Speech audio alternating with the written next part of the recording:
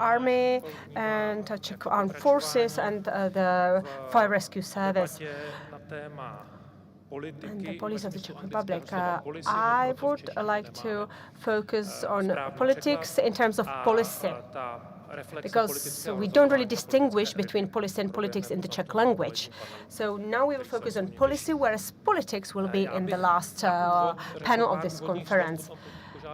And I would say a few introductory words, and then I would pass the floor to Lieutenant General Vladimír Vlček and Lieutenant General Martin Vondrášek. And then I will ask each of them the same question, and then we will have time for Q&A. So, by way of introduction, in terms of trends, current trends, and the debate proves me right, don't think that there has been some dramatic shifts in trends since the last year's conference, but what is shown is that the current trends are accelerating, which increases the pressure on right and correct decisions. Right decisions, I emphasize that. And therefore, we also have a greater pressure on how to define the right decisions. If I were to name the main trends, first, there will be 6 of them. First, the complexity of threats and interconnectedness of domains in which the threats might appear is increasing. So both classical domains, such as new domains, such as space and cyberspace. Second, another deepening trend in international relations are power politics.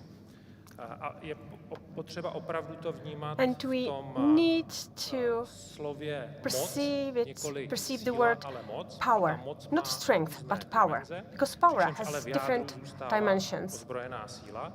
And it's and at the center of power is armed force. Also, trust and confidence is being eroded. The confidence that the state will protect and the rules. Also,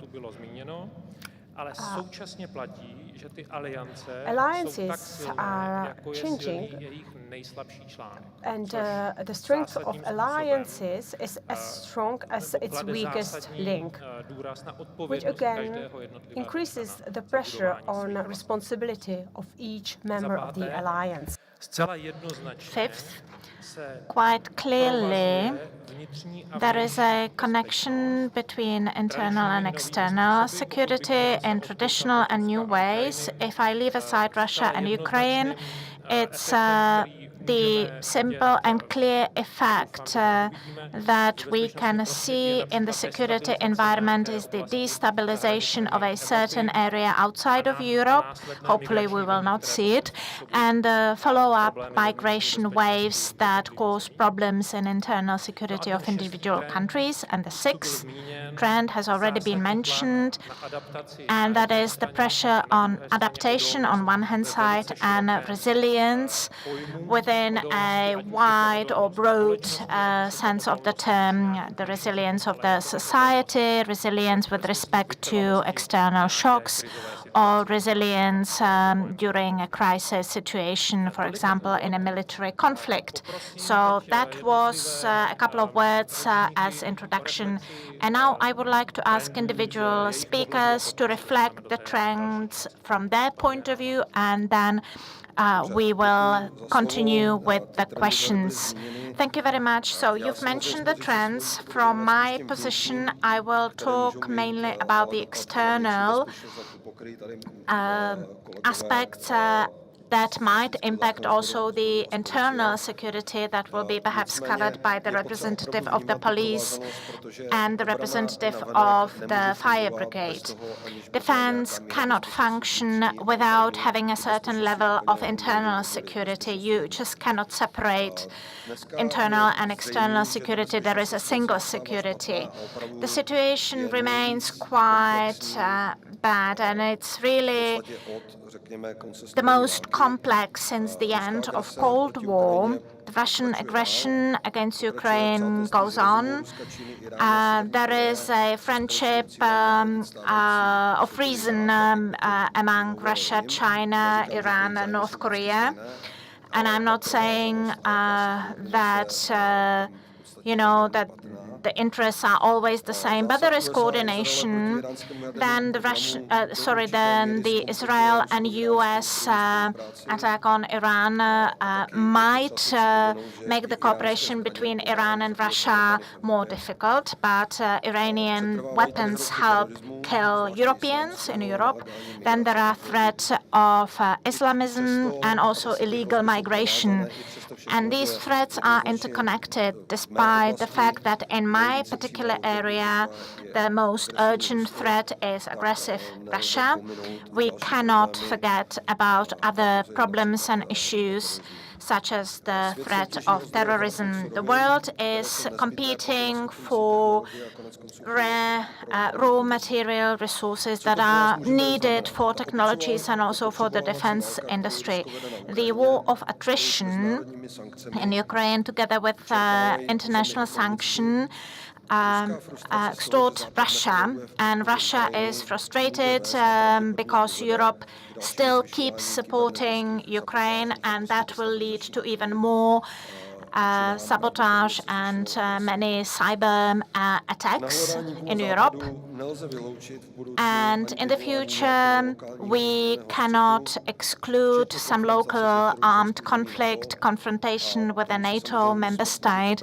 And of course, we have to prevent it from the point of view of power and deterrence, because it might lead then to escalation that we cannot predict. And our member states, or NATO member states that have a common border with Russia, are aware of that. Yesterday, I spent the whole time with the Polish Chief of General Staff, and we discussed this issue. And these countries really take it seriously.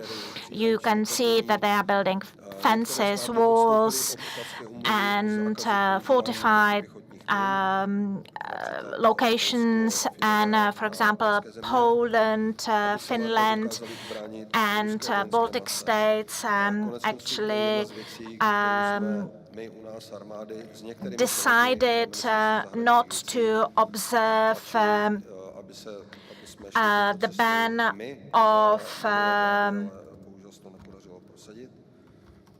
of anti-personnel mines in order to be able to protect these countries. Then we cannot forget about the huge potential that exists, and Russia has this potential, and they are using it not only in Ukraine but also in other places of Europe. And for example, drones are able to use and utilize some substances, dangerous substances, and drones would allow Russia to use it also in other countries in Europe than Ukraine. So biological chemical weapons is something that we should really focus on, and we forgot about that in the past years. Even if there is peace tomorrow in Ukraine, it does not mean that Russia has no longer its imperial ambitions. No, Russia is preparing its society for armed conflicts with its neighbors, and today we can see all the indicators that Russia is getting ready, and is getting ready the society for a war with us. It does not mean that they are planning it, but they are getting ready for the war in all the aspects of the society, not only in the military part. Relatively distant conflicts have direct impact on us. For example, that we have to pay more for certain commodities. Right now, the gas prices are growing because of the conflict in the Strait of Hormuz. And what is happening in other regions can impact not only us, but also the behavior of Russia.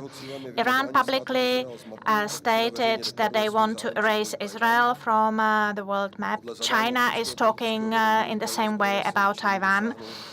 And next year, China will celebrate 100th anniversary of establishing of their military forces. The world is developing. There is a tension in the Pacific. If we look at our allies, they are really active in what is going on in Ukraine and here because they know there is connection. We need to follow what is going on in other parts of the world. And I think Mr. Konecký talked about it. You know, you cannot massively invest into defense, tens and hundreds of millions, and at the same time drastically restrict diplomatic capabilities that would require only single millions of crowns. So I guess that is all from me right now, and I'll wait for the questions. So the police president.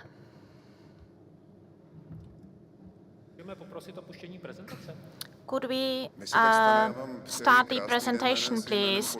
Before you can see my presentation, I would like to say hello, dear colleagues. I have decided that I am going to talk about the 8 main threats, security threats for our beautiful country.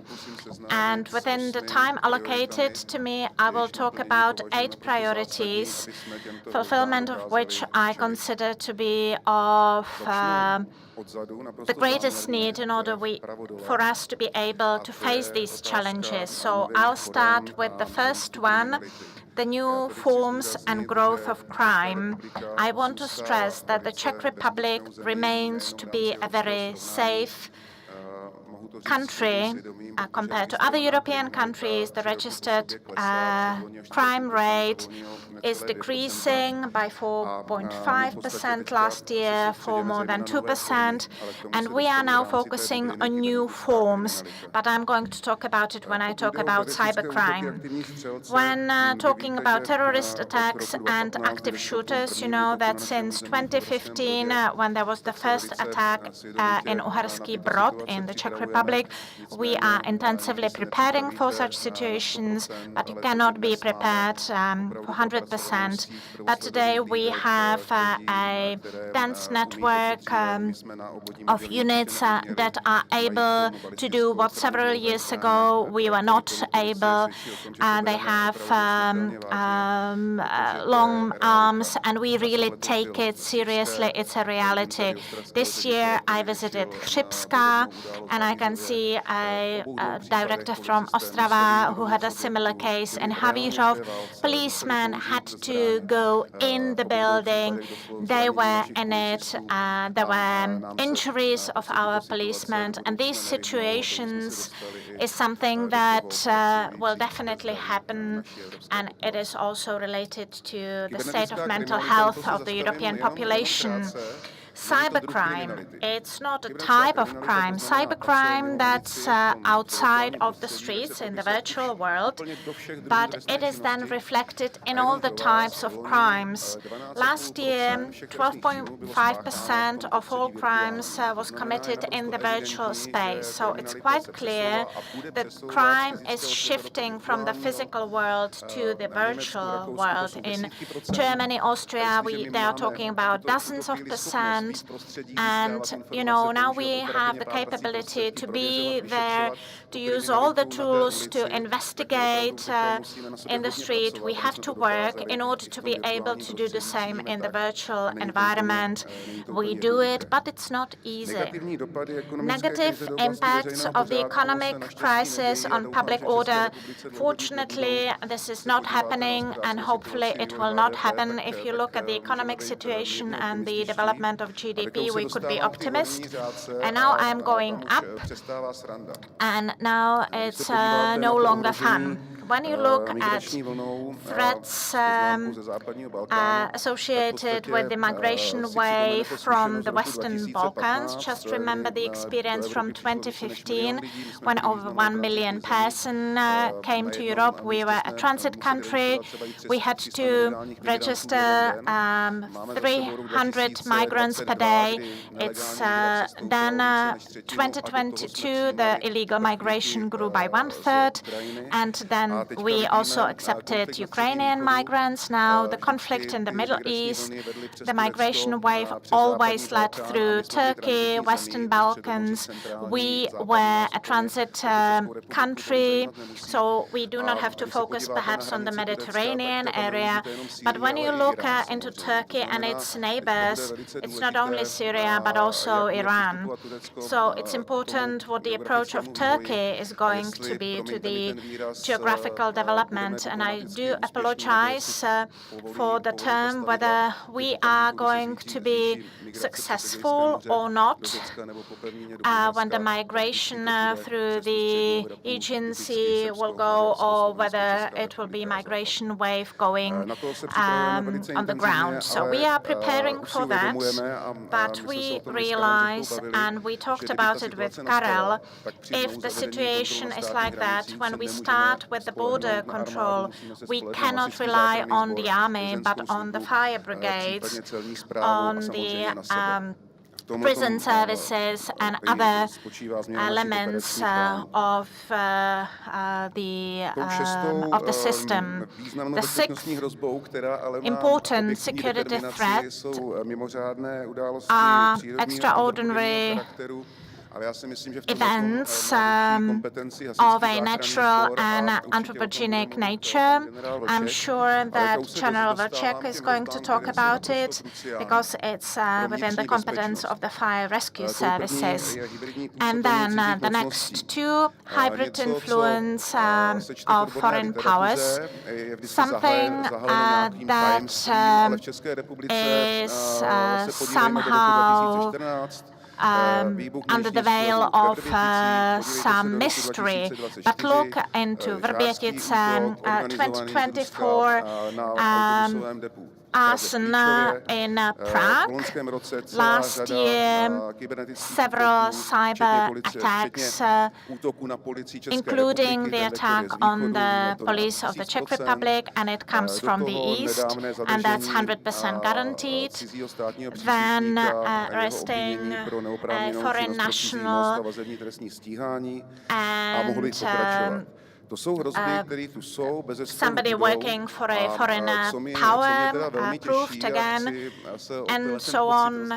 And I want to share this feeling with you. The situation actually forced us to cooperate on a totally different level. Police, intelligence agencies, Europol, foreign partners, we all realize that the threat is important, and that's why we share important information. And last but not least, the threats connected to the war in Ukraine and the Middle East. I will talk mainly about the Russian aggression in Ukraine, but in a completely different context than the context provided by General Řehka. The reason is that the war conflict in Ukraine paradoxically does not have a major impact on the internal security of our country. We received 400,000 Ukrainian refugees with temporary protection, but the biggest threat comes the moment this conflict stops, regardless of which way it is finished, because over almost 500,000 people left Ukraine. They live in various countries, but the highest proportion per capita is in the Czech Republic. These are large communities, and they will function the same way as communities of illegal migration. They will serve as a magnet, and this is natural. If someone after a war conflict wants to join his or her compatriots, they will come to these three countries, Germany, Poland, and the Czech Republic. And if Europe is smart, start, they will invest in Ukraine, in the territory of Ukraine, in order to make sure there are enough job opportunities, social state, welfare benefits, so that Ukrainians do not flee the country and do not move to other countries. Plus, we have to have adequate conditions for migration from third country nationals after war. So we have to also be ready for the threats associated with that, which will be reflected in organized crime, in violent crimes, because the tolerance of people affected by war to the value of human life will be completely different, as was proven time and again after other war conflicts in the world in the past. In March, I asked my Polish and German counterparts, Vladimír from VKK and Vlček from Polish police. We established a trilateral platform. We've already had one meeting in the Czech Republic in December, and we will have 2 other meetings in the first half of this year. And our ambition is to create, or is to put forward to our political representation not only risk analysis, but also an idea of steps to be taken in order to be prepared for this scenario. Second and last slide that I want to show you are midterm or medium-term priorities of the Czech police.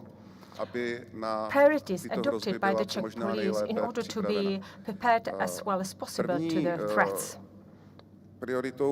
The first priority is the stabilization of the staff, of the personnel, so sufficient human capacities or human resources.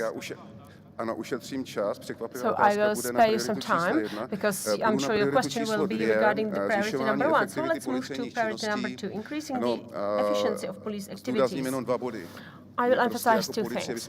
We, as the police, should focus on agendas that are important for our security, for our internal security. We should not dwell on agendas that land it on our table just because no one else wants to do them. So this is a big task for the legislation, but we also have to learn to be more efficient and effective. That's why we've introduced, or we started introducing AI in our work, so that our rozvoj digitalizace agend v technologickém rozvoji.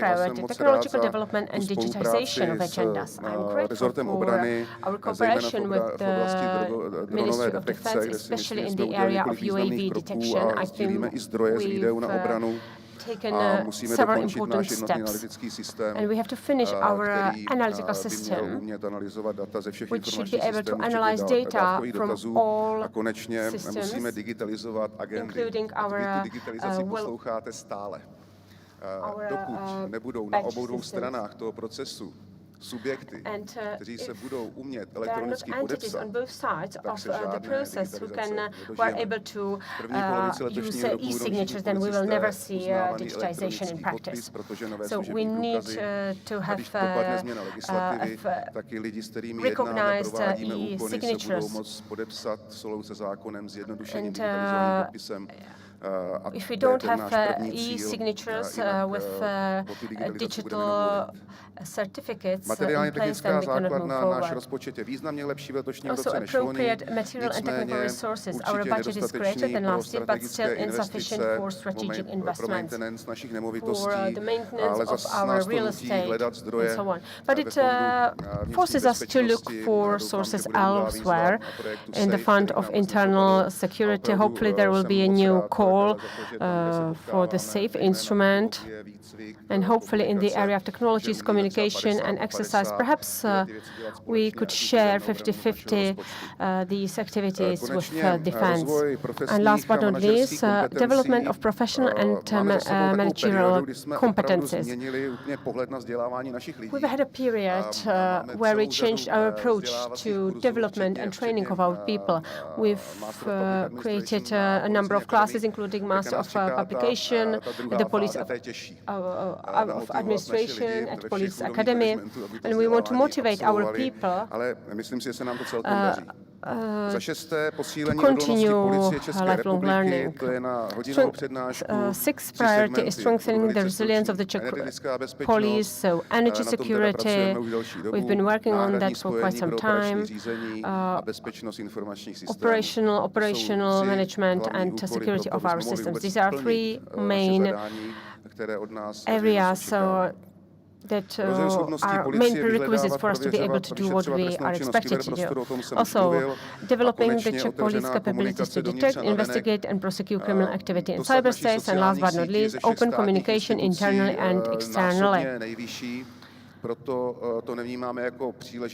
Sometimes we perceive it not as an opportunity, but as a responsibility, because 79% of people believe in us, and therefore, if we say that something has an impact, then many people believe it. And I think we professionalized our departments of communication, and once in 2 weeks,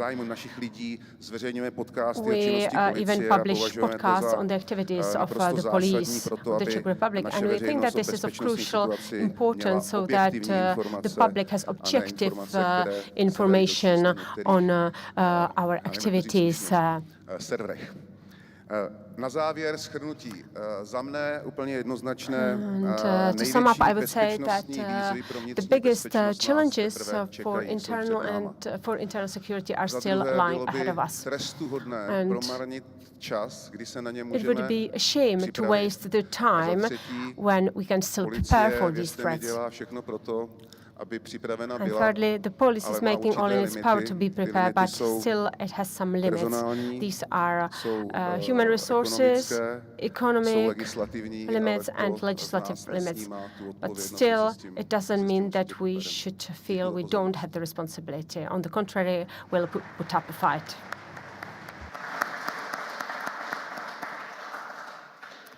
Děkuji a do třetice pan generální ředitel. Thank you. And now, General Director of the Fire and Rescue Service of the Czech Republic. I would like to ask you to put on the slide called Current Security Threats. I would like to think about the question of how we perceive the interconnectedness of internal and external security. The current security threats are complex and less predictable than when the main framework for the functioning of the fire rescue service was created. In the past, the main threats were considered especially environmental threats or environmental disasters and so on, but now we also have pandemics, cyber attacks, hybrid threats that combine disinformation and various other coercion threats or coercion activities or pressuring activities. And apart from that, something else appeared, which we did not expect in Europe, which is the proximity of armed conflicts and geopolitical instability.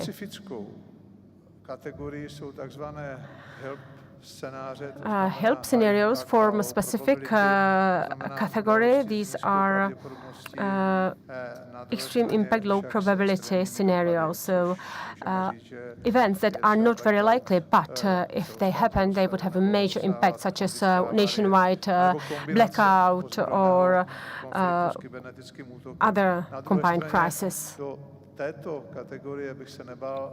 And perhaps I would even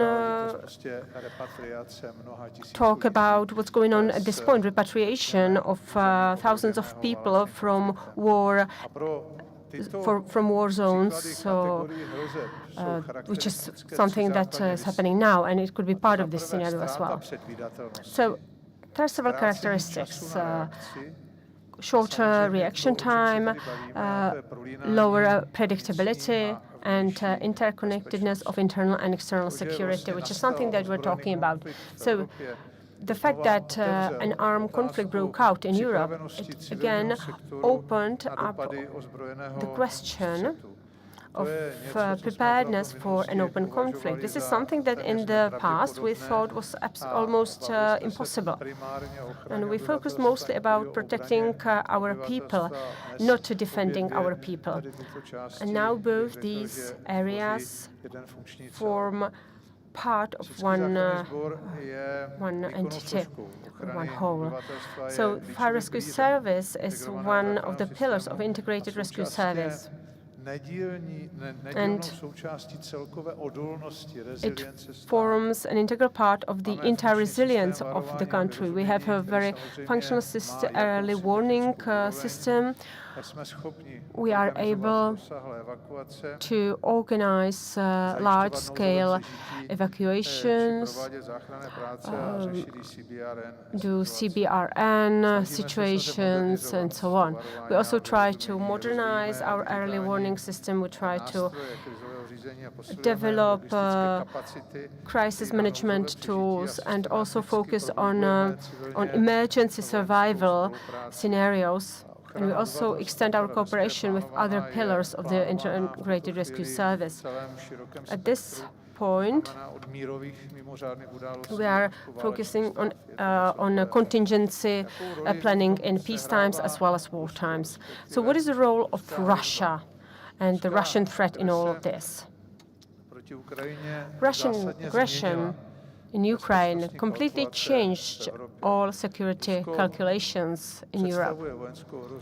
Russia represents a military threat, but at the same time, it also uses hybrid tools such as energy pressure, disinformation campaigns, disinformation flows, and other activities. So the security environment is a combination of conventional and non-conventional factors. For us, it means that we have to return to full-fledged protection planning of our security, both in peace times and war times. Protection of our civilian population, provision of evacuations or organization of evacuations and so on. And nation support needs to be part of our planning.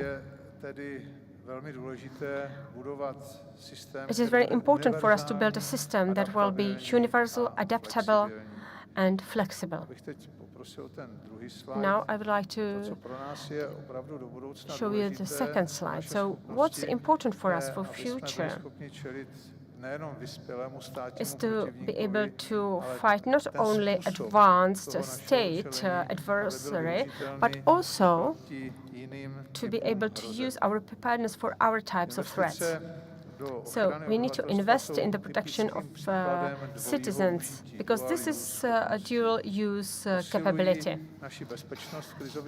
It strengthens our security in crisis situations, especially high-intensity situations, and it also increases the efficiency of addressing contingencies. Today, Europe is discussing resilience of the society. However, still the following rule applies.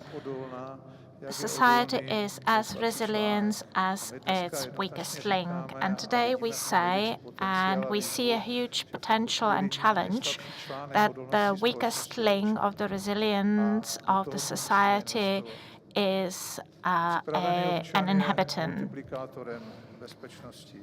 Because he or she can be a multiplier of resilience. If a population is able to go through the first phases of a crisis on their own, then capacities where they are needed can be strengthened. I believe that the cooperation across the integrated rescue system and also in cooperation with the army has shifted to a domain where it has not been since the Velvet Revolution. Security is not only a cost, but also it's a precondition for the existence and prosperity as such. If we look into investment, investment, of course, reduce the damage and improve the stability of the society. I would like to conclude by talking about my experience. In one of the towns, the self-government announced about 60 projects that they have prepared for their term of office for 4 years, and they were really surprised when priority number one was something they have never expected, and that was security. And the integrated rescue system elements need to be aware of that, and also the political representation. And really, we have to invest in security. For us, for the fire rescue service, we have a strategy by 2030, and we have 2 main pillars, and that is staffing, personnel, and having good equipment and well trained. But without money, you just cannot do it. That's all. Thank you.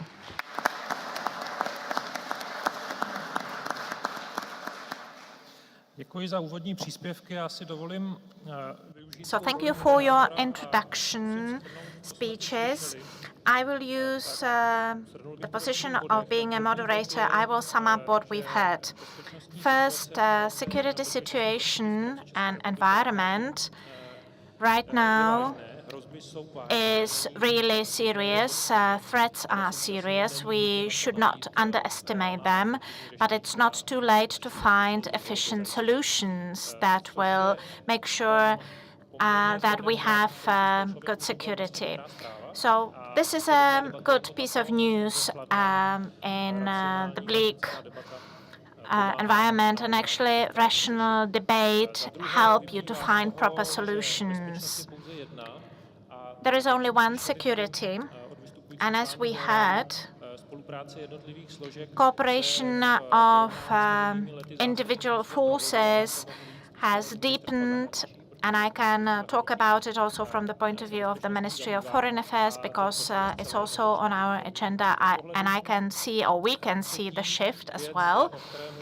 Thirdly, mentioned by the Chief of the General Staff is that security is not binary. So it's not a movement from 0 to 1, so absolute security and absolute insecurity, but we are in the field of security risk, and we have to be able to define it and to manage it. And as sources are restricted, we would have to be able to come to higher level of risks and manage them. And the last one, approach at the level of whole government and whole society, and we hear it from the individual services and also from the ministries, and it becomes a reality. So that was the introduction.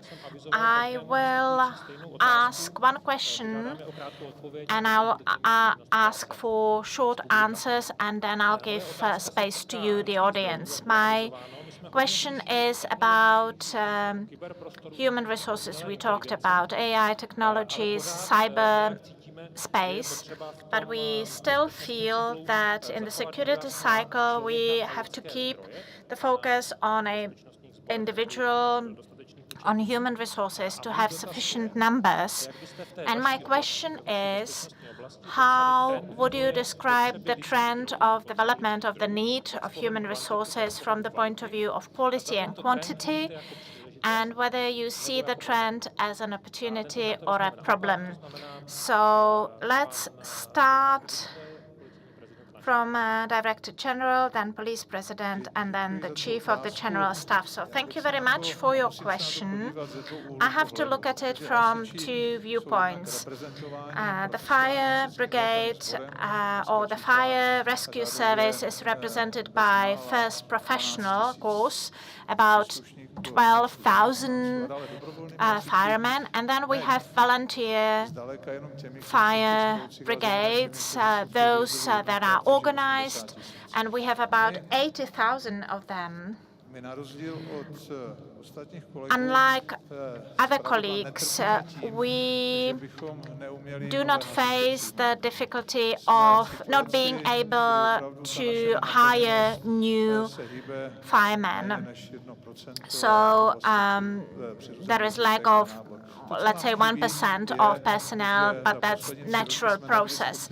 But in the past 3 years, we have not been able to persuade the government to increase the number of firemen that should be by 1,070 persons higher for the fire brigades than what we have today. So this is a problem that I see as a problem. So when I look at it, it is a challenge and we need to do it. However, we cannot forget about volunteers. So we have sort of semi-professional firemen. Well, for professional firemen, if they need to be able to start their intervention within 5 minutes, they are on a standby mode and they receive only 35 crowns per hour, which is that cannot continue for a long time. Really, we have a huge pool of persons that are able to help out whenever needed. And I'm talking also about, let's say, war states. And I call on the politicians to perhaps change their point of view and mindset. The police president, I will start with a confrontation. We are also able to hire new people. Well, seriously, when we talk about human resources, we talk about hiring. But I will look at it from the other viewpoint. I always highlight stabilization, how to keep and maintain a skilled and qualified person. And it's all about motivation. What motivates your personnel to stay with you and perhaps to keep the person throughout his or her whole professional life? It's only possible when they know what the future conditions are going to be, and if they receive sufficient and relevant remuneration. And I believe that the police of the Czech Republic will face 3 challenges. If the motivation is to be long-term, we need to change the Civil Service Act that motivates to serve for 30 years. So starting from 50 years of age, still young and healthy, has no motivation to serve. Then predictability. We cannot add 10% in 2023 and then next year decrease the salary. It's impossible. The police force needs to know about the development at least for 3 years in the future. 10 years ago, the salary level was about 140 of the average salary in the Czech Republic, but it decreased and decreased, and in 2024 it was 120%.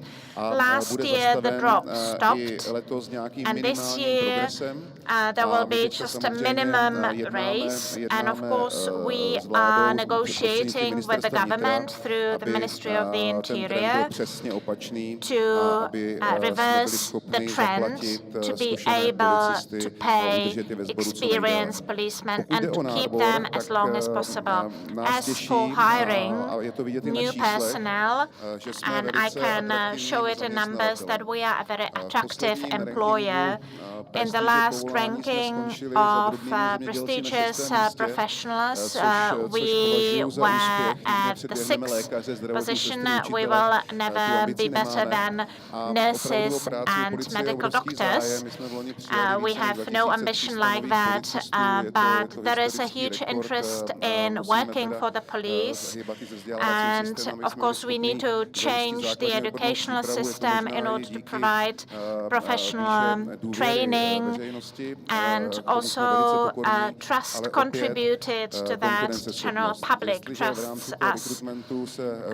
In terms of hiring and recruitment, if there is a big gap between private sector and the state, and also among the security forces, it will definitely impact personnel of the Czech police. So I think that if you are patrolling the streets, you carry an arm, you should be remunerated better. And we'll see whether we will manage to achieve our objective. And we are always loud that we say that the remaining armed forces also have very good remuneration, but it cannot be to the detriment of other elements of these armed sources. The Chief of the General Staff, just to give you an evidence about the links between these individual elements. Well, as for personnel, there are two levels. First of all, we need to improve the recruitment of our staff. The trend is that we are getting better and better. The numbers of persons leaving is roughly the same, but we are getting better in hiring. We have a good team that focuses on various aspects, such as how to make sure that we find the right work-life balance, and many other areas. And we have taken many measures that we implement. So we improve the whole system. Of course, there are some reserves, but we are working on improvements and see the first results.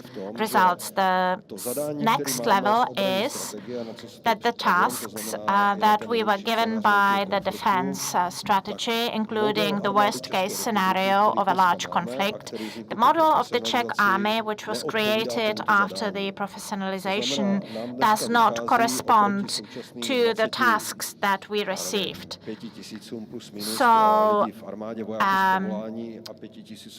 25,000 professional and 5 active reserves, but for these models we would need 40,000 professional servicemen and 20 active reserves to cover the needs national and NATO. Is that achievable? I do not think, because of demography. We need to have more active reserves, and also we need to have a good legislative framework. And we need to focus on how to change the model, how to come up with a system of generating the reserves, and this is something we've been working on. I've said also in the past that we need to review the model, that we need a system of active reserves, that we would need to start discussing about conscription service. And it's not like a nationwide, although I have read several times that I said that. I have never said that. But it would require some kind of a compulsory military service if we want to review and change the model. This is a reality. So we need to improve the recruitment, and we are getting results already, but it will not be sufficient. Also, because we do not want to compete with other agencies such as the fire rescue service and the police. So we need to change the personnel model for the army of the Czech Republic and rely more on reserves. Tak, děkuji za odpověď na otázku. Pan policejní prezident ještě požádal o krátkou technický dodatek k svému vystoupení. So the police president wanted to say something, and then we'll have time for Q&A. Thank you. One technical remark. And I think it's something that concerns all security forces and services.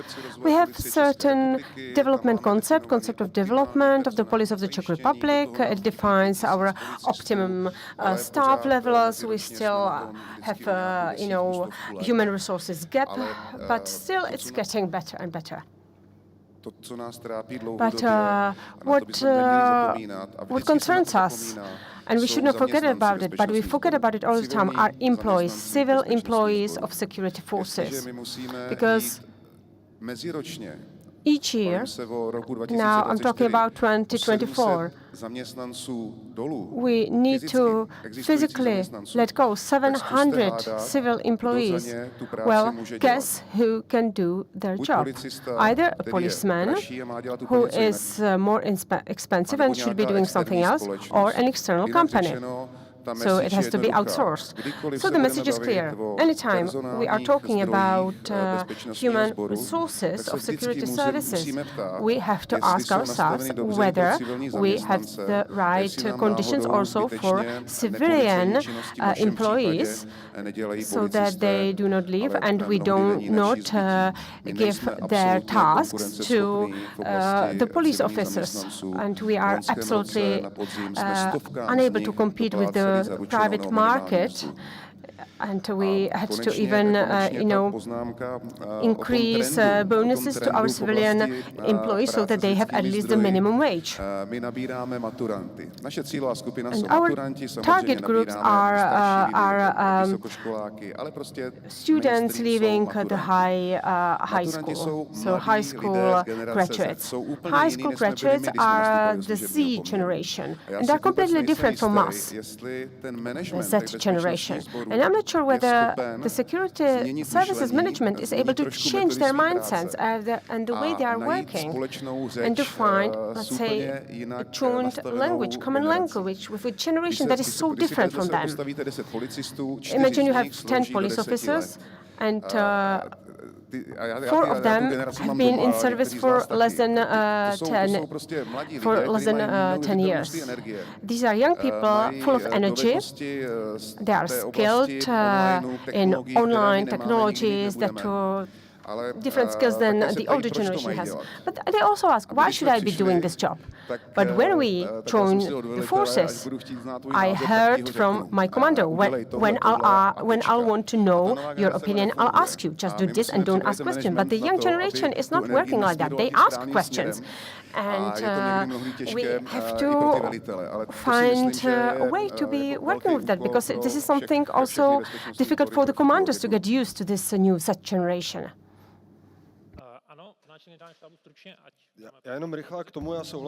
Just very briefly, yes, I understand as regards the civilian employees, we have the same, or civilian staff, we have the same problem, because the state is not able to pay for civilians their tasks. Sometimes we have to handle it by people in uniforms, which are much more expensive. And when it comes to the Z or such generation, I agree. We have to approach them differently. We also try to make progress in this regard, but still, the trainings of high school students that we've been doing for the last 2 years, and their interest increases exceeds our capacities. The results are great. When we work with them well, they have great results. They are not better or worse. They're just slightly different. Just like, always in the past, each generation was slightly different than the generation before. They have different, let's say, driving forces, different motivators. But if you work with them well, they are amazing and they have great results. And I truly believe in them. Thank you. Time for Q&A.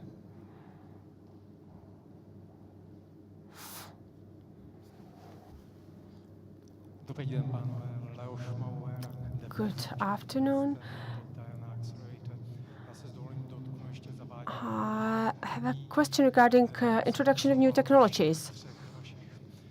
Recently, I've had a discussion with responsible people in all your three security forces. Everyone was very open-minded, and everyone mentioned the same problem, which is the acquisition process.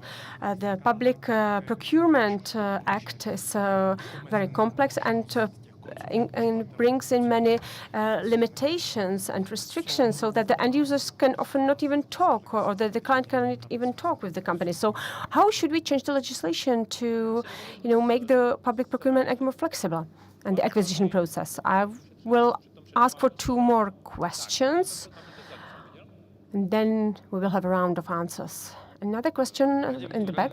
Radim Turek, Jakelo. I have 3 questions reacting to what the general said. General Řehka says that we should be prepared for Russia or war with Russia. I hope you have relevant intelligence information, because hopefully this is not just scaremongering. And as regards the police general, yes, there is a great risk that there might be war with Russia. And once the war with Ukraine ends, there might be 5 million Ukrainian migrants, or maybe not 5 million, but I think some of us remember the end or dissolution of Soviet Union or the wars in the Balkans, and we know what it caused, the troubles it caused to the police service in the 1990s, where at least they were prepared for the situation, whereas we are not today.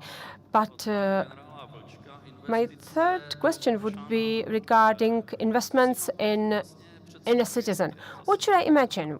You talk about investing in citizens. Does it mean militarization of Czech society, like the Israeli model, or is the government preparing investments in military training for citizens? Because there are some trainings that the citizens can pay for themselves, but just like shooting range, exercise and so on, but these are quite expensive. And last questions, are there any urgent measures in the pipeline? Because we have only some 3% of bunkers or shelters where people could hide in case of emergency. So is anyone even talking about it? Prague has a higher level. If my statistics are right, in Prague, some 10% of inhabitants would be able to hide, but the rest of the country is at some 3% level, 1 or 2% more or less. So I apologize for the question. I mixed several of them.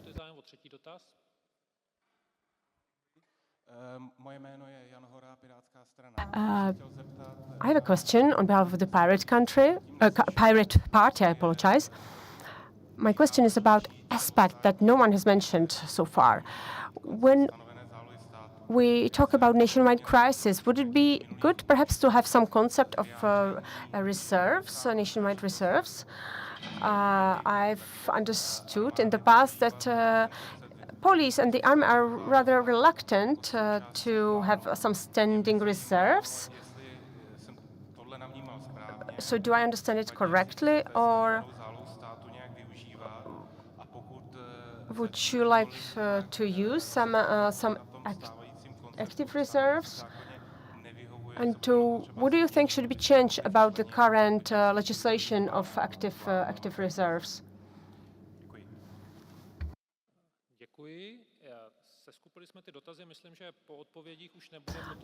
Okay, I'm afraid we won't have time for more questions, but first I'll pass the floor to the police president, because I know he's under time pressure. So in case he had to leave before the panel ends, he simply has to leave. he's not being rude. I'll start with the last question. I was shaking my head, not because I wouldn't think that 5 million people would come here from Ukraine after the war, but because I think we should do everything in our power to prevent this.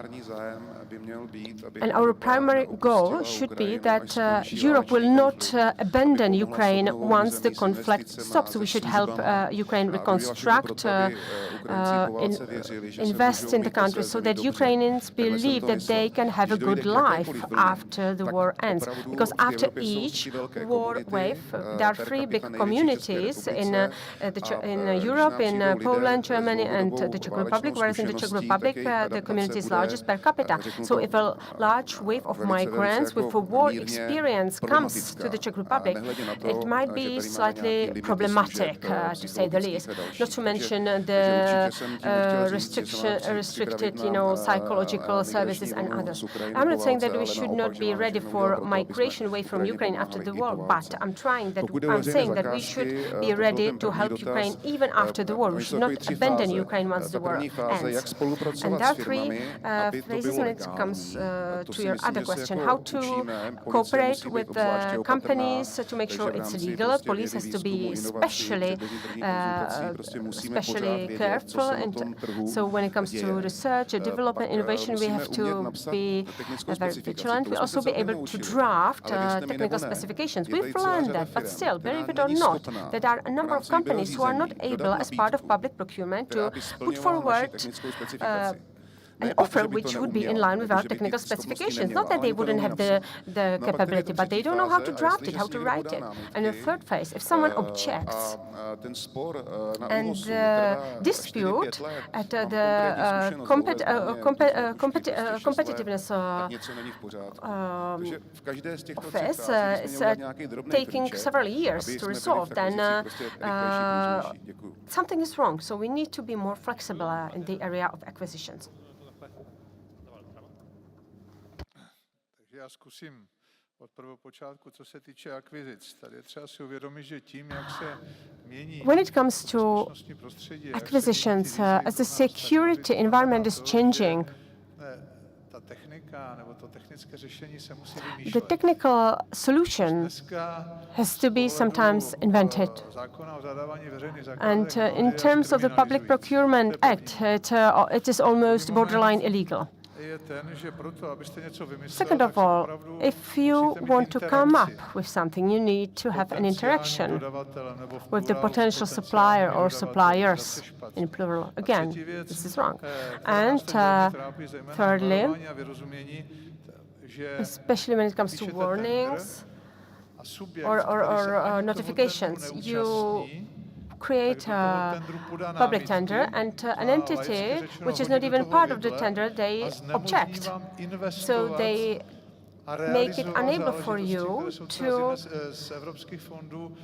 implement a project which is supported by European funds, just because it is caprice, which is something terrible. So the situation needs to change. Investice do občana. Já to řeknu úplně polopaticky. And I'll put it bluntly.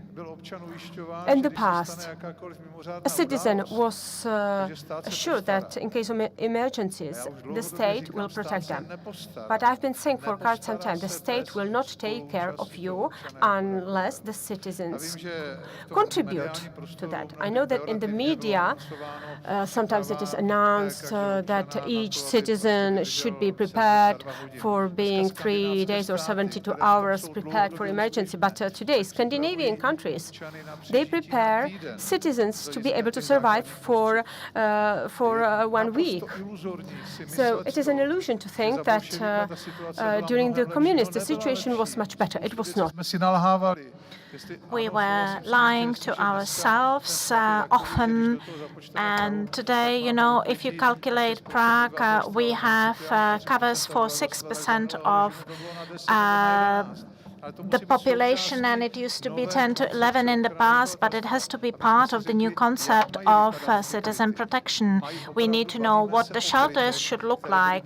Do we need to have anti-nuclear shelters or improvised shelters? I calculated how much would it cost to have shelters similarly to Finland? Because Finland was building it since 1945, ever since World War II ended. It's 3-state budget, annual budget. It's just unrealistic. So we need to take an approach that is acceptable in many other European countries, and that is to have improvised shelters.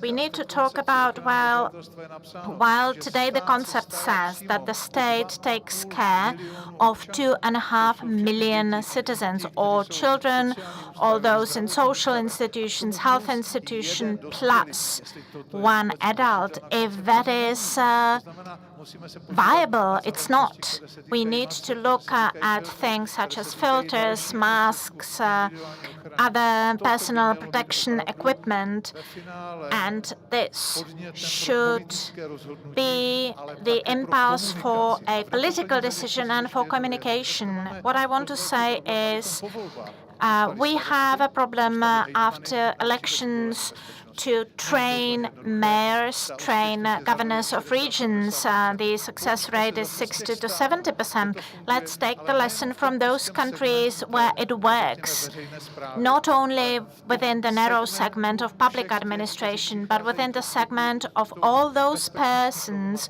who have something to do with security issues, including corporations, security directors. And there is a clear system how the situation should look like. And then we can rely on the fact that if the person needs to make a decision, they have information. Today, a person and people only have a certain position or job, but no information. I want to say clearly and loudly and repeat it that I am not saying that there is a war with Russia coming. What I'm saying is that Russia is preparing for a war with us at all the levels, and I believe that we will be reasonable enough to avoid it. I'm not saying that the war will come, because it will be a huge failure. It will not come, but we have to do something about it. Russia is getting ready for that. There is intelligence available, but what I am saying is something that we agree with my peers across NATO. Mr. Konecký will confirm what I'm saying regarding threats from Russia. It's nothing exceptional, and it can be heard also from other NATO allies. So I am not saying that there will be war with Russia. I'm saying that we will be able to avoid it. Second thing, warning system, shelters, etc. If you are in Ukraine and you experience several air raids and threats, there is a system that warns you. It has quite a good ability to inform you when and where, and we are working on that. The army, the fire rescue service, and also the NATO system. There is the cell broadcast that is being worked on. But also in Ukraine, you do not go to shelters that there would be a shelter everywhere. You go to a cellar, to a garage or something like that. So I'm not sure that every single village should build their own bunkers. But for example, in Poland, since January, they have a new act that tells you that if you build a new house or a residential building, you are obliged to also build some shelters. So we should do something about it. But you just cannot imagine that Right now, we are going to invest huge amounts of money to build shelters. This is unrealistic. The designated state reserve, well, we are working on the active reserves. We have a concept of mobilization. We just need to renew the pool to keep up with the designated state reserve. And we see that there are various possibilities and modules, and we need information such as what is the health condition, who has the driver's license, what is the equipment, whether the persons have the license for arms, etc. And then we can consider how to work with the people. But our focus is today the military reserve. That's the alpha and omega. And if it does not work, it doesn't make sense to focus on other things when talking about the reserve. And then, of course, the possibility to use the volunteer, fire, rescue brigades, etc. As for the Public Procurement Act and the acquisition process, I'm not a specialist in this field, but what would help is a certain autonomy of the army. Army is firmly attached to the Ministry of Defense, unlike, for example, the police of the Czech Republic and the fire rescue service. So they do not have to centralize things that we have to centralize, so they only centralize it when it makes sense. Communication and not criminalizing communication between army and the defense industry. There are some shifts and movements in this area. We are trying to simplify the rules, but we are not champions, but we are working on that. But more autonomy of the army would definitely help in that. Another thing is if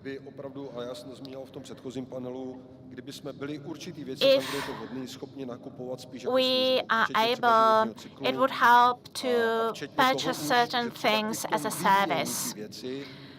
And then perhaps to cooperate with the industry already in the phase of developing the service, not to specify it, then it would take years for them to develop and then argue whether it's in line with the specification or not, because this is not flexible and it takes too much time. It would also help if the companies would take responsibility in the sense that let's not turn to the anti-monopoly office just because you believe that somebody else got more money than you, and just do not bring corruption practices to negotiation. Sometimes it happens because we are just human beings, but sometimes there are some sort of signs of corruption, and these were the cases why the state actually restricted the communication with the defense industry so much. So any attempts of corruption activities actually are always to the detriment of all. But I don't think this is the main problem or main issue, but we have to keep that in mind as well.